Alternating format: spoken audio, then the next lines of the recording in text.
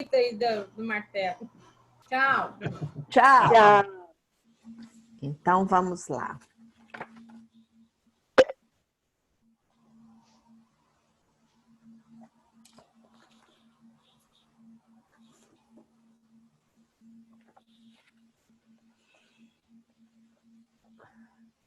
Estamos no capítulo 15, item 9, né, João? É, não é isso? Isso.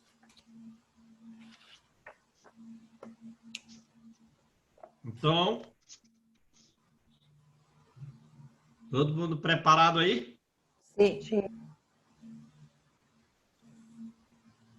Então, vamos lá. Item 9. Fora da verdade não há salvação, equivaleria ao fora da igreja não há salvação.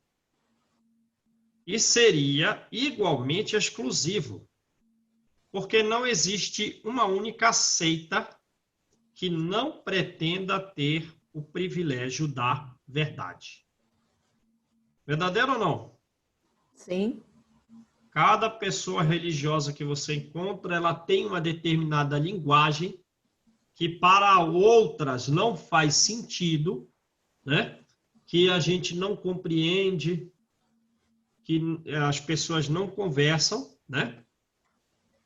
Mas cada uma se acha no direito, digamos assim, de carregar consigo a verdade.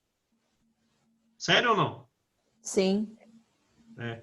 Vai conversar com outras pessoas de outras religiões, eles usam uma linguagem que às vezes nós espíritas não compreendemos, parece algo assim, muito conotativo, meio fantástico, né? Fora um tanto da realidade, mas que para ela faz todo sentido. E ainda julga o ouvinte como, meu Deus, mas você não entende isso? É. Não é? É aquela coisa que ele diz aqui, né?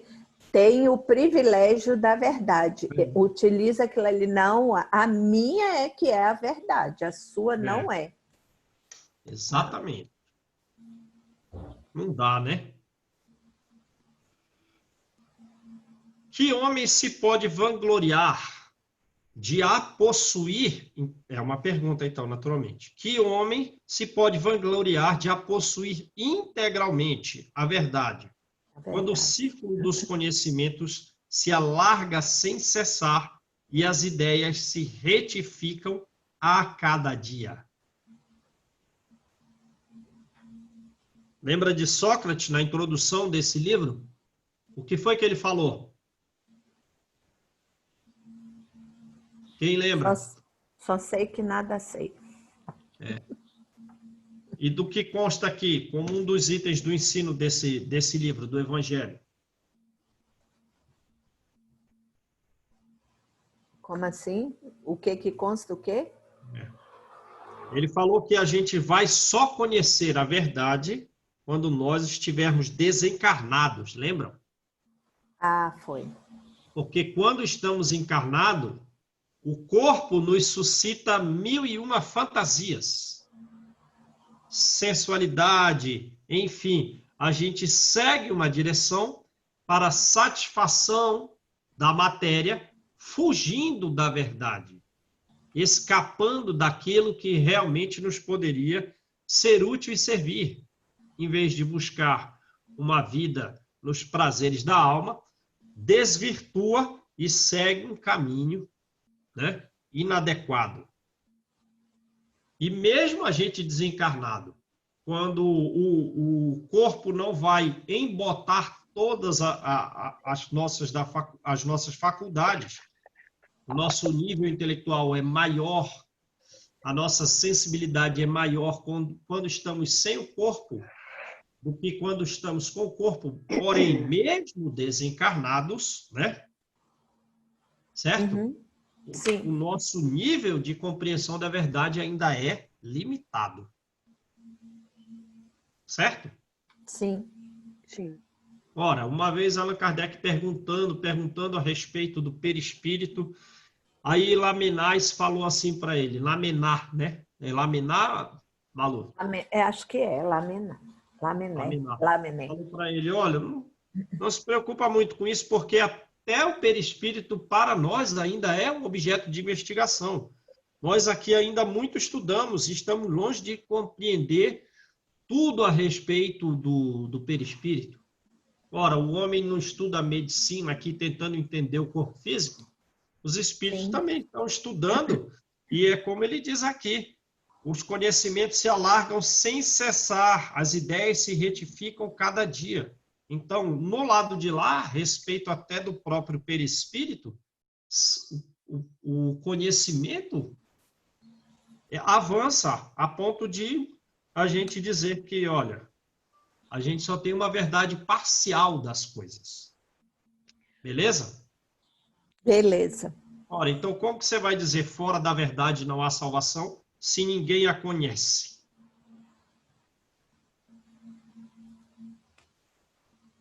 Quem disse eu sou a verdade foi Jesus. Né? Sim. A verdade absoluta é prerrogativa exclusiva de espíritos da categoria mais elevada. Percebe? E a humanidade terrena não poderia pretender possuí-la, porque não lhe é dado saber tudo. Beleza? Então, mesmo desencarnados, como ainda não seremos espíritos da categoria mais elevada, a verdade para nós terá caráter relativo.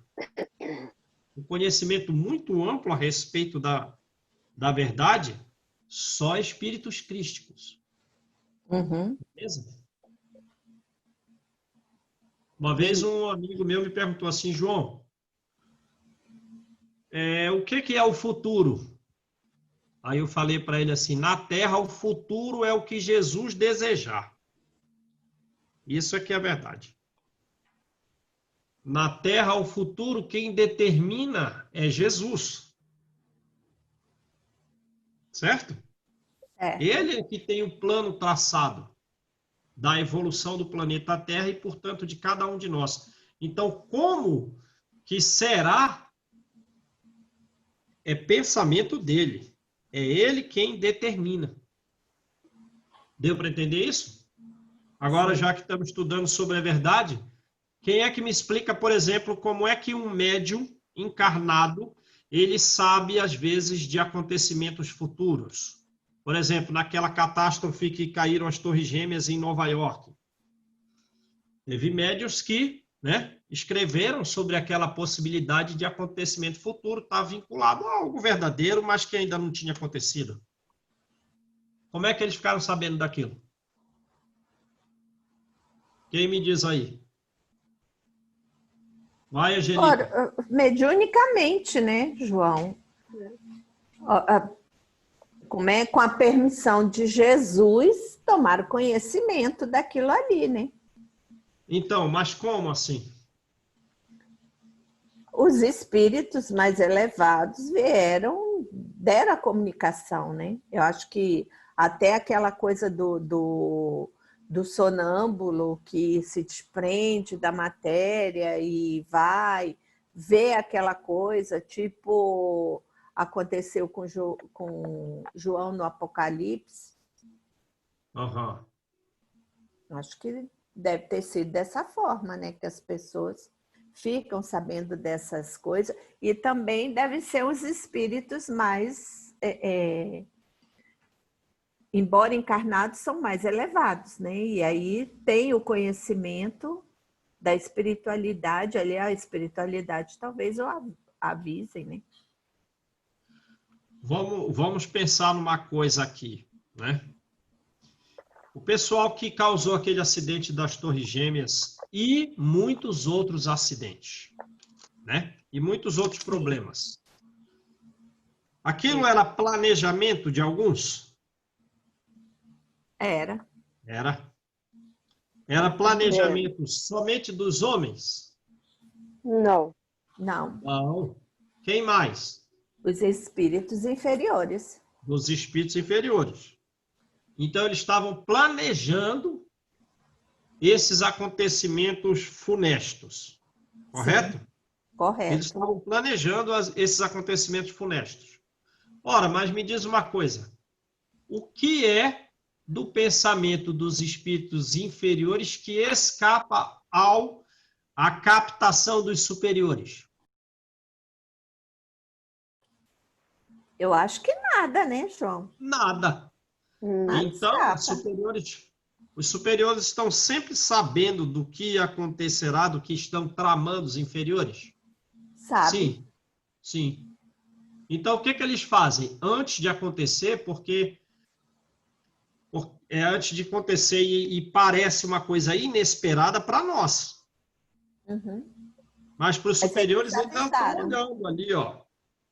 Estão vendo toda a trama que está sendo travada ali, só nós aqui, os cegos, aí eles vêm. Dão instrução para evitar o problema. Para um médium, para outro médium, para outro ali. E já estão agindo, ó, essa pessoa, no processo reencarnatório dela atual, ela não precisa desencarnar dessa forma. Vamos dar uma intuição, afasta ela daí, e esses outros aí vão resgatar. Já estão intuindo, afasta um, afasta outro. E eles nunca deixam acontecer exatamente como desejam os inferiores. É, verdade. E as sugestões mediúnicas permitidas é para que o homem valorize mais as questões espirituais, as questões mediúnicas. Ele dê fé a essas informações. Ele percebe? Então, é algo que acontecerá no futuro. Mas existe condição da gente saber. Porque no planejamento, né, João? Dentro do planejamento já de resgate ali, ó, eles são usados para tirar aquelas pessoas que ainda não estão no seu momento.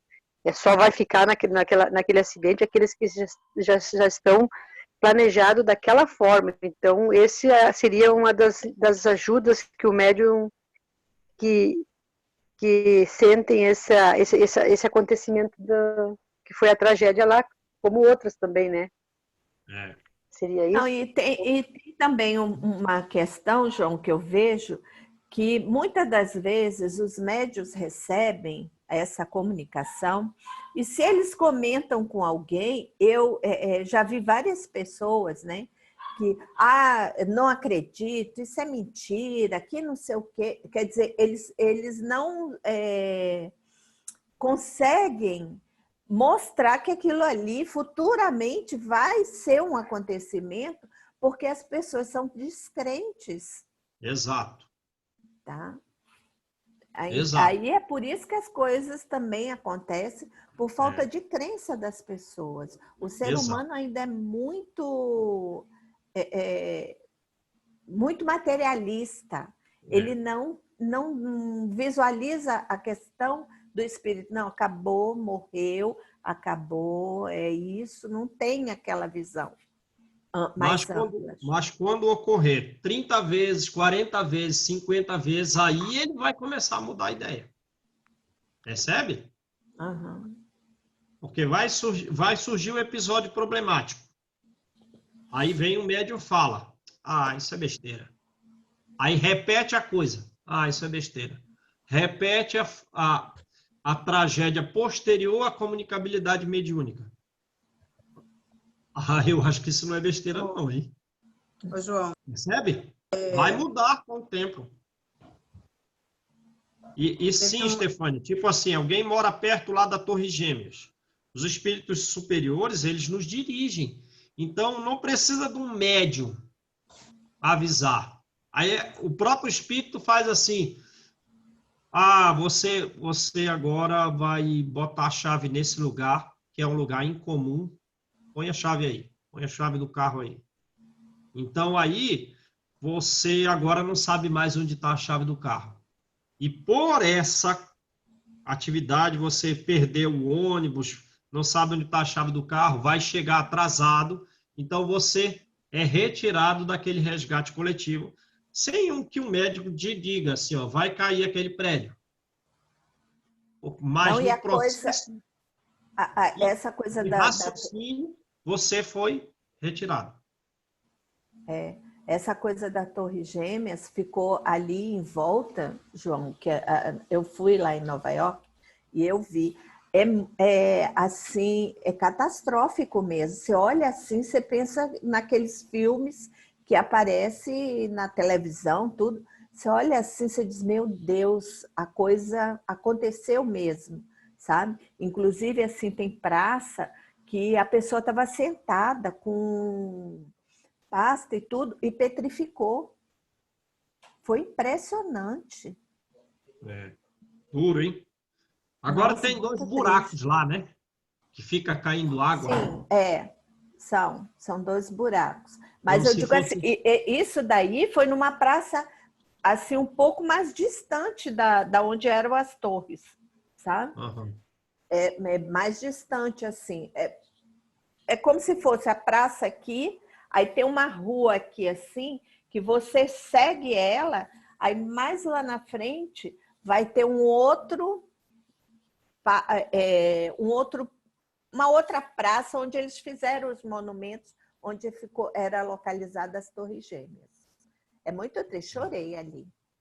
Chorei pensando na quantidade de seres humanos ali que perderam suas vidas. João, uma dúvida. Tá, se já está dentro do planejamento os acontecimentos, quem vai para o resgate e quem não, quem ainda está a continuar. Aí eu pergunto, qual é a utilidade do médium nessa hora mesmo que ele fale? Alguém não ouça, ou um ou outro vai ouvir. Então, serviria de que essa intuição dele, do médium?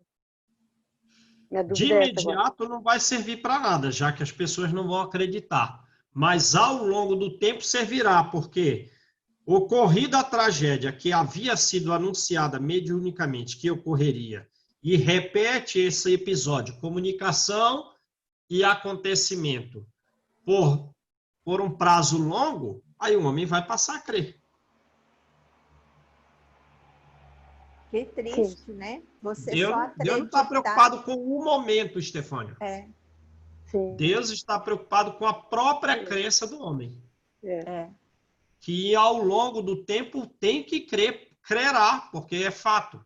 Então, vê, a gente não conhece a verdade e, às vezes, quando a verdade aparece, a gente a rejeita. E tem várias formas, né, João? Que nem aconteceu comigo agora, 3 anos atrás. Meu cartão ia ser clonado, já contei essa história. E veio e soprou no meu ouvido. Vai clonar teu cartão. Aquela voz suave. Eu até assustei para ver quem estava falando no meu ouvido.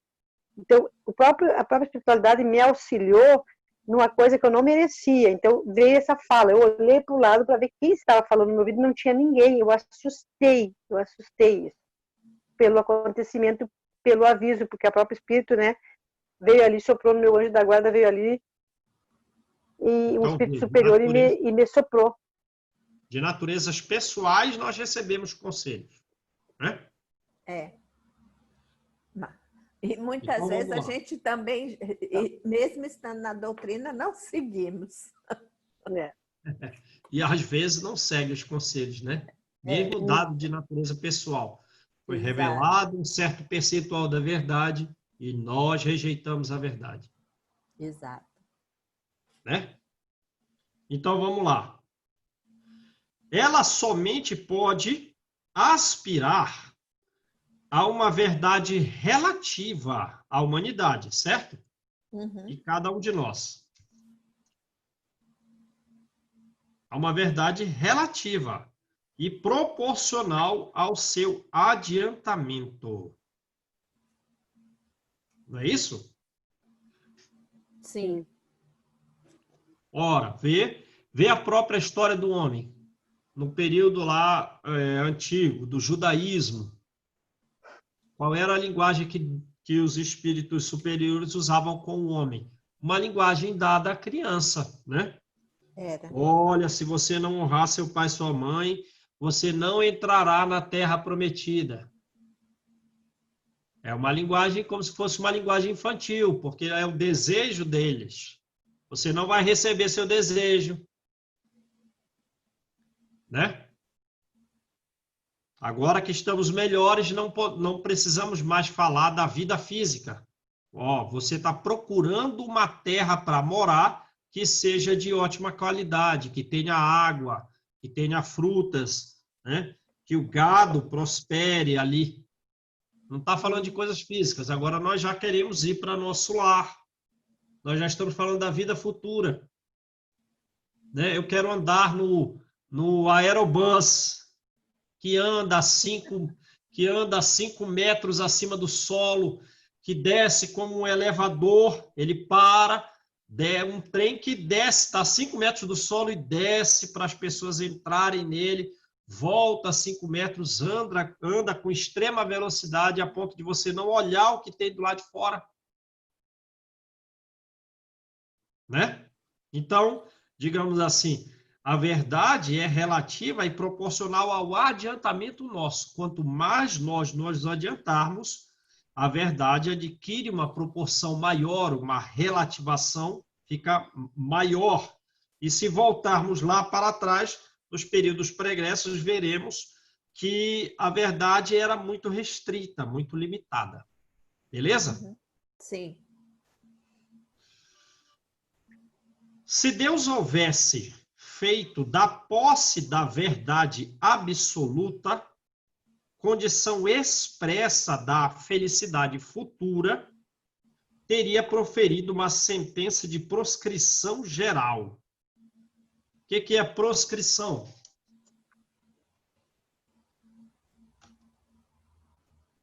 Hã? Ixi, não lembro.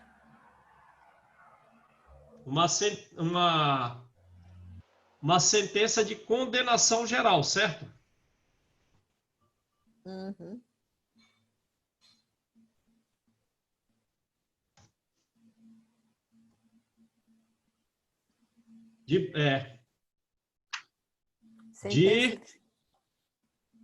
Digamos assim, de condenação, de banimento, de expulsão.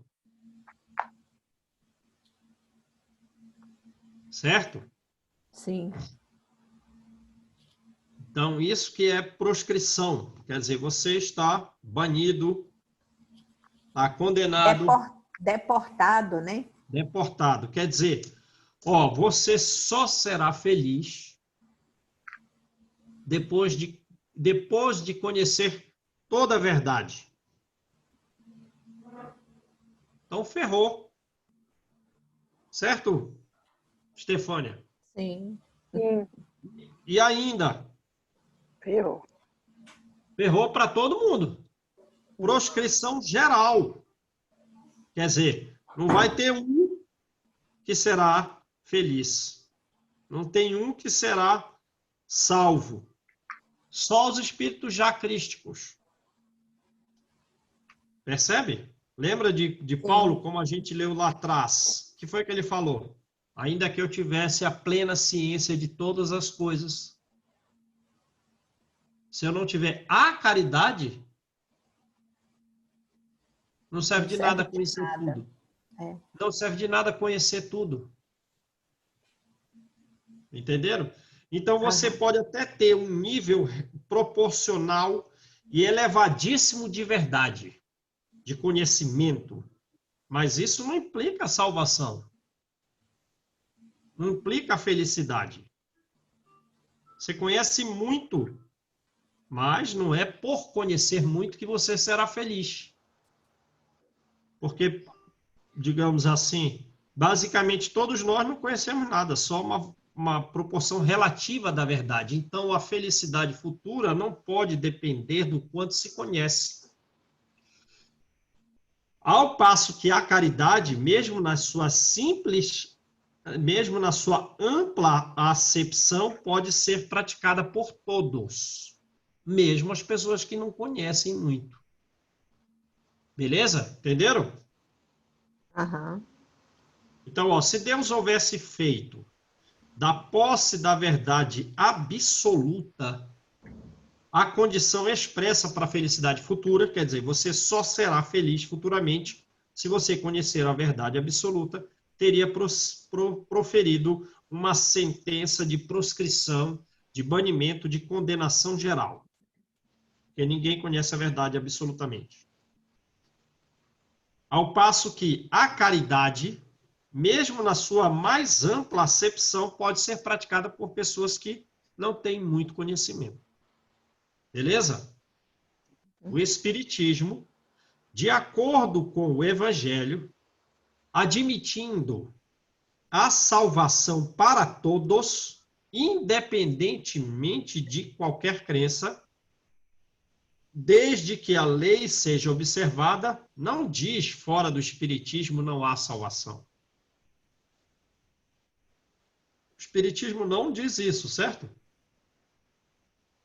Já que ele admite que todos seremos salvos, independente das crenças.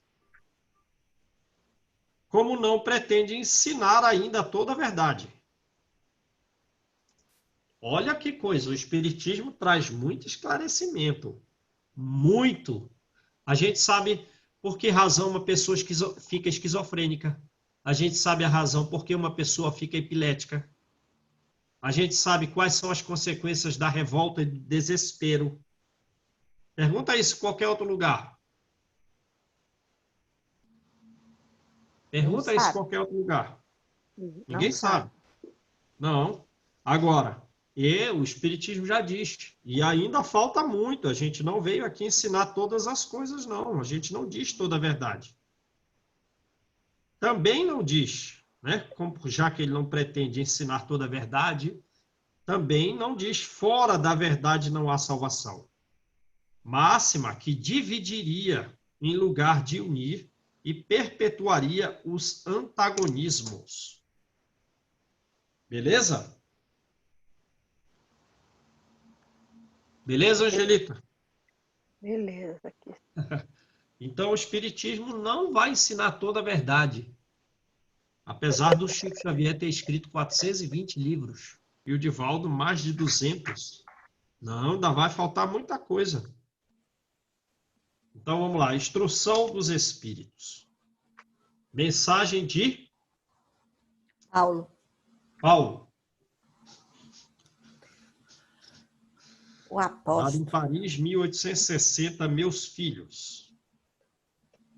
Na máxima, fora da caridade não há salvação, estão contidos os destinos dos homens na terra e no céu. Quer dizer, qual é o nosso destino aqui na terra? Por que a gente está aqui? Expiação. Estamos aqui para expiar. E como faremos isso? Com caridade. Com caridade. Né? E para realmente, João, quando você pratica a caridade, a sua vida parece que é bem melhor. A vida da gente melhora muito. O interior melhora, né? É, exatamente. Perfeito. É isso aí. Ora, e lá no plano espiritual, qual é a finalidade? Como progredir lá? Como alcançar o nosso destino? A caridade também, né? A caridade também lá. Caridade lá e aqui. Né? Na terra, porque à sombra dessa bandeira, eles viverão em paz. É o que a Malu falou. Eu só vou ter uma paz interna se eu for praticante da caridade. E ainda com boa frequência. E se todos os homens, ou um bom percentual de homens, ou pelo menos aqueles todos com quem convivemos, se eles estão em paz internamente, eles também traçarão uma conduta de paz externa, certo? Certo. E como fazer isso? Paz dentro e, por consequência, paz fora. Paz fora, só com a prática da caridade. Da caridade. Beleza? No Sim. céu, porque os que tiverem praticado, então, ó, no céu, porque os que tiverem praticado é antes. Sim. Então, a gente pratica a caridade aqui Aqui para ter. para duas finalidades. Viver em paz aqui e para lá, no plano espiritual, acharmos graça diante do Senhor. Quer dizer, estarmos num local no qual tudo nos beneficia, em que a gente fica feliz, certo? Em que a gente sorri. Porque agora, não praticando a caridade, você não vai achar graça. Então, você vai ter medo, você vai ranger os dentes, você vai viver numa região na qual talvez não tenha nem a luz solar, os seres tenham características monstruosas. Não dá para achar graça lá. Como que eu fui parar num lugar no qual eu não acho graça? Não estou feliz, sorrindo? Pela falta da prática da caridade. E como é que eu me destino a um local no qual eu acharei graça? Pela prática da caridade. Deu para entender? Sim. Imagina você chega na colônia Nosso Lar, né? Ô, João, pode ser a Mansão Paz, tá bom. Não sou tão orgulhosa assim, não. Mansão Aí Paz para mim tá ótimo. Aí você pega o aerobus numa velocidade gigantesca, vai no Bosque das Águas. Chega lá no Bosque das Águas, você vê um rio de azul brilhante. Nem a água do Caribe não é igual àquela lá. Um azul brilhante, reluzente, com grama verde e outras flores azuis espalhadas na beirada do rio. É isso aí. Aí você... Que lugar magnífico, você vai achar graça. Como que você vai fazer isso? Pela prática da caridade. A caridade. Beleza? Uhum. Essa divisa é o facho celeste. Essa divisa é a coluna de luz que conduz o homem no deserto da vida. Aqui é uma região deserta, muito seca, problemática, as pessoas são agressivas, se ferem umas às outras, se machucam, né? Mas, né? Digamos assim, como sair desse deserto e chegar à terra prometida? Pela prática da caridade, né? E é interessante ele falar do facho celeste, de uma coluna de luz. Onde vocês viram isso? Vai lá, Rô. Como é que é? O que ele quer dizer? Onde vocês viram isso? Facho celeste, coluna luminosa.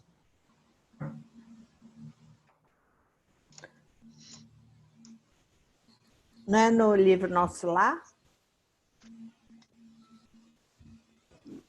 Não lembro de. Vai, Stefania, onde que foi falado coluna de luz?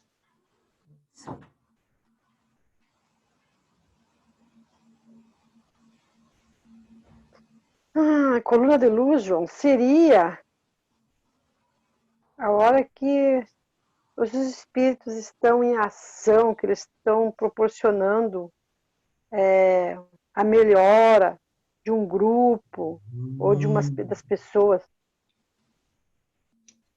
É nessa direção, sim. E como que nós recebemos essa coluna de luz?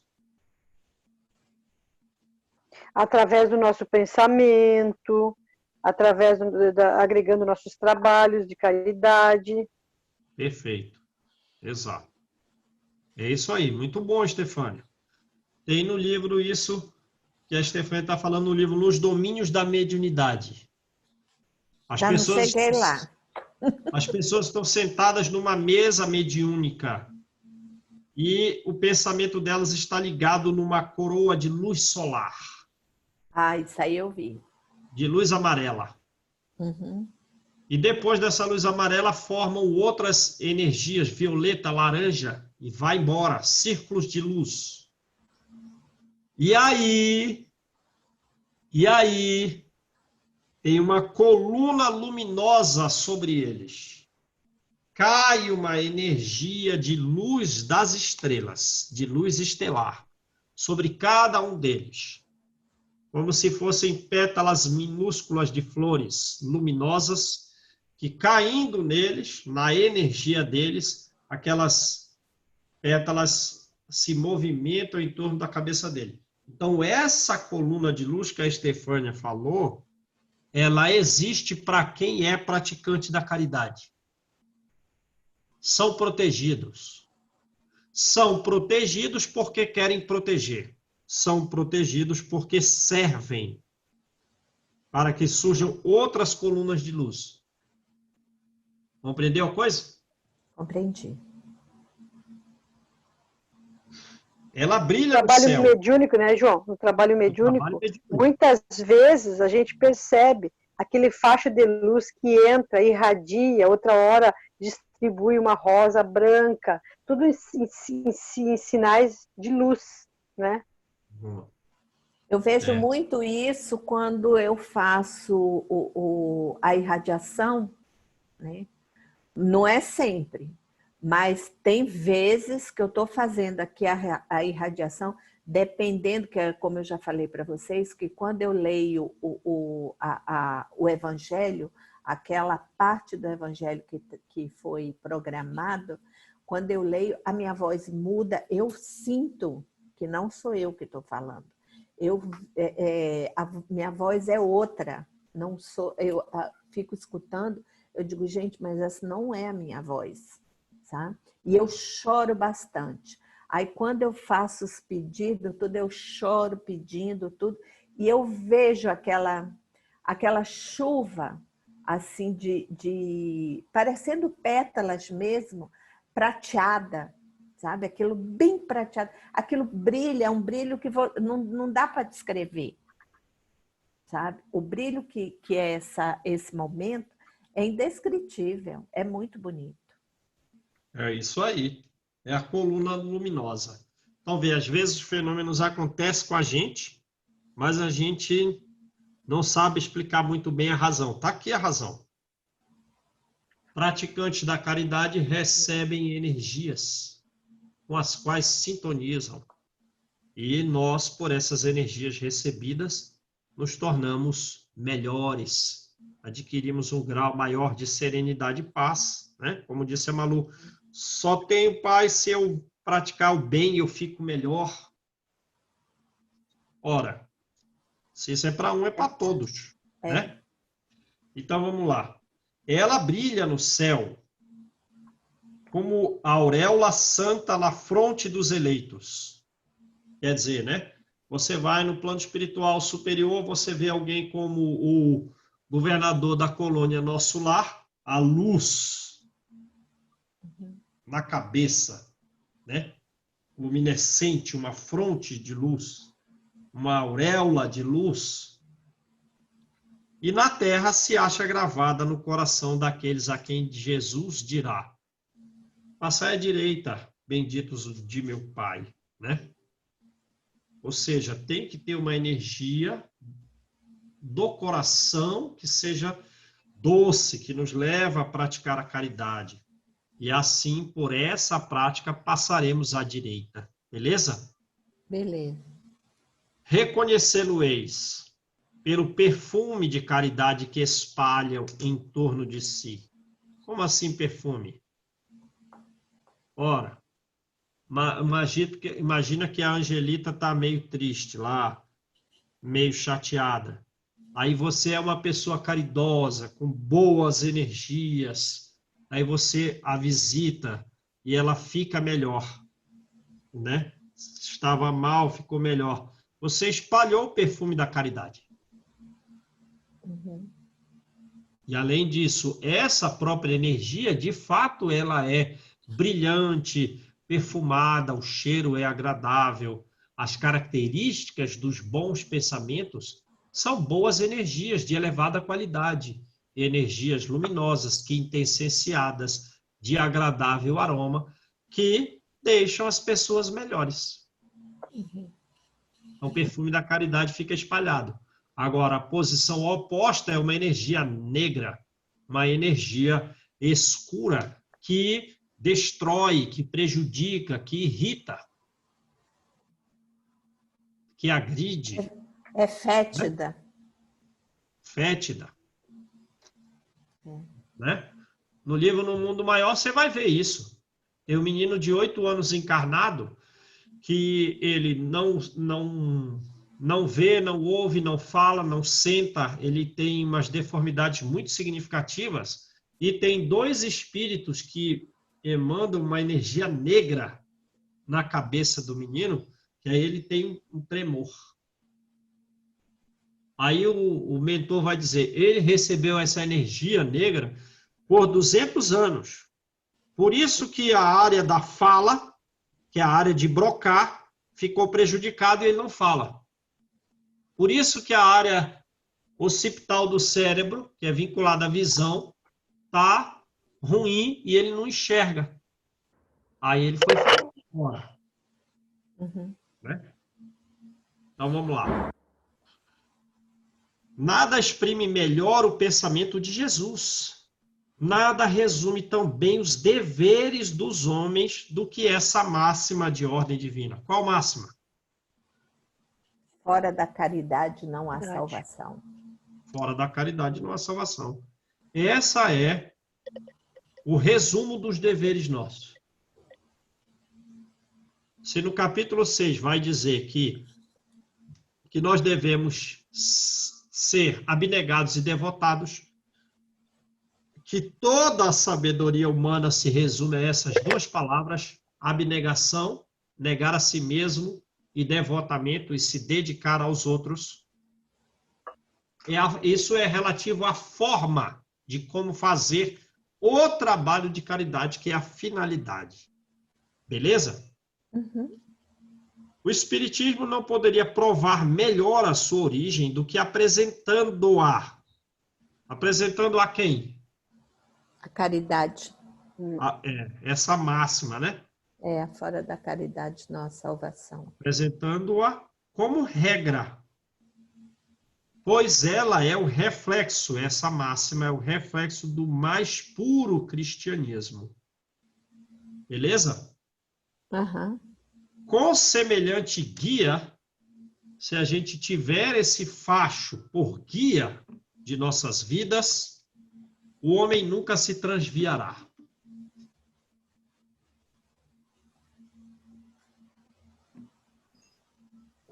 Dedicai-vos assim, meus amigos, a compreender-lhe o sentido profundo. Já sabe que a gente não tem o sentido profundo dessa máxima. Mas não há pensamento, não há ato, não há palavra que escape desse princípio. Ah, isso eu posso fazer. Não, você não pode, não. E as consequências, não? Então, devemos compreender o sentido profundo dessa máxima e as consequências, a buscar por vós mesmos todas as suas aplicações. Submetei, aí, ó. Submetei todas as vossas ações ao controle da caridade. E a consciência vos responderá. Dirá, olha, melhora nisso, melhora naquilo, né? Isso está bom, vamos melhorar isso, vamos melhorar. Não só ela evitará que pratiqueis o mal, como também vos levará a praticar o bem. Beleza? Já que não basta uma virtude negativa. Ah, eu não faço mal, vou para o céu. Não. É preciso fazer o bem. É preciso uma virtude ativa. Para fazer o bem é preciso sempre a ação da vontade.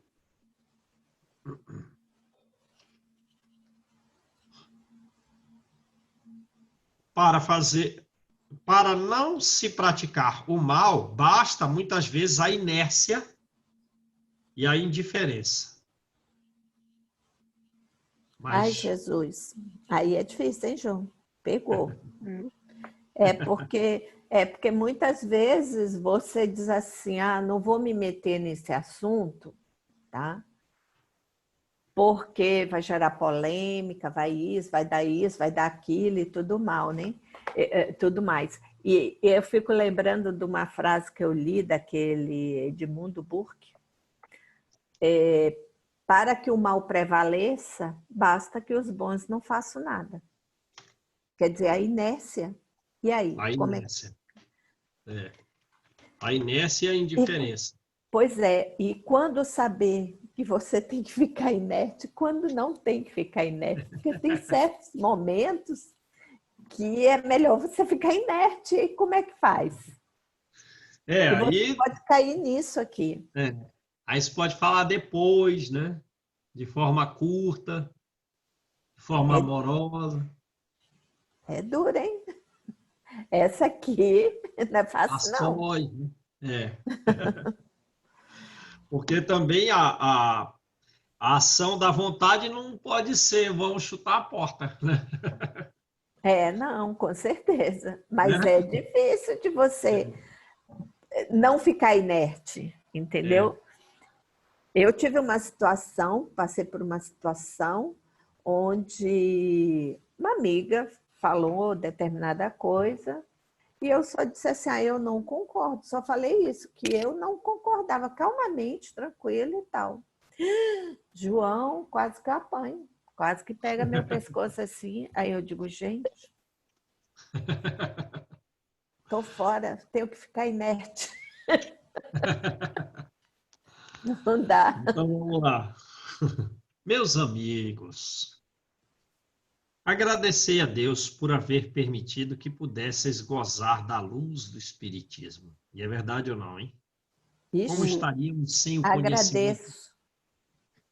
Como Temos que ter estaríamos muita sem... gratidão, né, João, por isso. Nossa, Por estarmos aqui hoje. o Espiritismo nos dá um guia, nos livra da ansiedade, da angústia, né? Da Exato. agressividade. Não é que somente os que a possuem, né, a luz do Espiritismo, acham de ser salvos. Não é isso. E sim porque, ajudando-vos a compreender melhor os ensinos do Cristo, ela faz, a luz do Espiritismo vos faz melhores cristãos. Fazei, pois, com que nossos irmãos, ao vos observarem,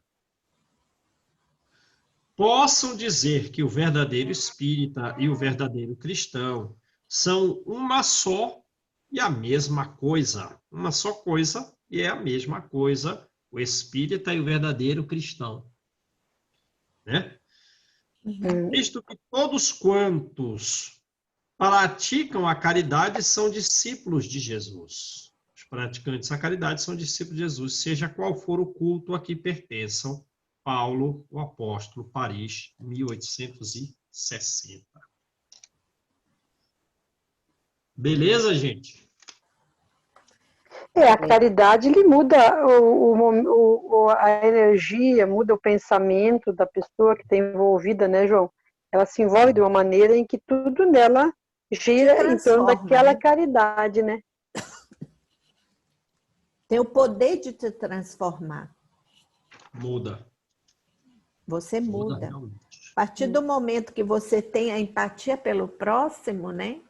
Que é uma caridade, você se colocar no lugar daquela pessoa e ajudar aquela pessoa, você se sente bem melhor. Te ajuda muito. Verdade. Minhas orações à noite foi em agradecimento. Toda noite eu agradeço a Deus por conhecer o Espiritismo. Nossa. Porque eu podia estar fora, né? E aí? Olha, gente, já vamos começar o capítulo 16, hein? Quando Tá. será que nós vamos retornar à aula presencial? Não O sei, hein, João? pessoal está estudando esse livro aí, porque estão, né? Com Olha, aqueles. a Ana falou que tem não sei quantas pessoas que ela comentou assim que tem um bocado de que ela conversou com um bocado de gente que eles estão assistindo às aulas, Ah, maravilha. estão Então, digamos pegando e assim, estão se a gente não assistindo. acabar, pelo menos a gente volta onde a gente parar aqui, já que todo mundo está, ou se não todo mundo, os que ainda não puderam assistir essas aulas anteriores, elas estão disponíveis aí, né? Estão, Sim. todinhas, né? Então aí a gente segue em frente, né? Então, já Eu acho que a gente disponibilizei, deu uma João. boa estudada nesse livro aqui, mas vê, mesmo assim a gente precisa depois reestudá-lo, é ou não é? Ixi, sempre, Sempre. sempre tem alguma coisa diferente, João. É. Sempre. João, eu fui na médica, né? Aham. E eu conversando tudo, ela era espírita também. Aí eu comentei com ela, né, das nossas aulas, tudo. Aí eu disse que eu gravava. Me passa que é para eu poder assistir também. Porque ela disse que sai tarde, às vezes, né, que ela é do centro radiológico. Aí ela disse que sai tarde, às vezes não dá para ela ir para estudos, né? Aí eu passei para ela, né, lá eu vou assistir também. Então tá aí, ó. Temos É que isso aí. difundir o espiritismo. Difundir a Temos, verdade, né?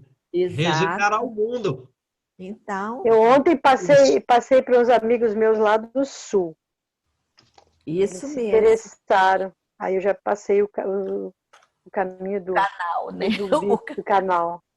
Passei o Para canal. eles. É isso mesmo. Nossa, que Ah, bom, passei para os Estefânia. meus familiares que estão em São Paulo. Legal, Tá show. vendo? Show. Está todo mundo praticando a caridade Oh, É, no estudo. sim. Queremos Eles, Verdade. que todos sim. estejam junto com a gente também no Sim, conhecimento da verdade. verdade. É isso aí, Vamos gente. lá, gente. Quem faz a oração, então? Ô, Manu, Oi. coloca o nome de Renata Porsche, filha dos meus amigos. Ela tem um momento que ela precisa de oração agora. Eles me pediram ontem, Tá. por favor. Ok. Pode deixar, vou colocar. Quem vai fazer a oração? vou fazer. Jesus, agradecidos que estamos, Pai, por estarmos aqui reunidos em Seu nome. Dá-nos sempre, Senhor, a perseverança para estarmos aqui aprendendo, pois a nossa consciência é tão pequena, Senhor. A nossa inteligência se mostra cada vez mais que quanto mais estudamos, mais percebemos que nada sabemos. Então ilumina, Pai, a nossa mente, dê-nos sabedoria, dê-nos bom ânimo e coragem para estarmos sempre juntos e estudando. Abençoa também, Senhor, todos aqueles que não puderam estar conosco. Ilumina todos aqueles que estão hospitalizados, que estão nos lares, que estão em quarentena, mas que já estão numa situação difícil, com depressão, com tristezas. Envolve com o seu amor e com a sua luz, Senhor, cada um de nós, cada um dos nossos irmãos. Ilumina a mente de cada um dos governantes, para que eles possam seguir as orientações dos bons espíritos, fazendo o que é melhor para a humanidade. Nos abençoe e nos envolva com o seu amor e com a sua luz, hoje, agora e sempre. Graças a Deus. Amém. Graças a Deus. Tchau, gente. E amanhã, se Deus João, quiser.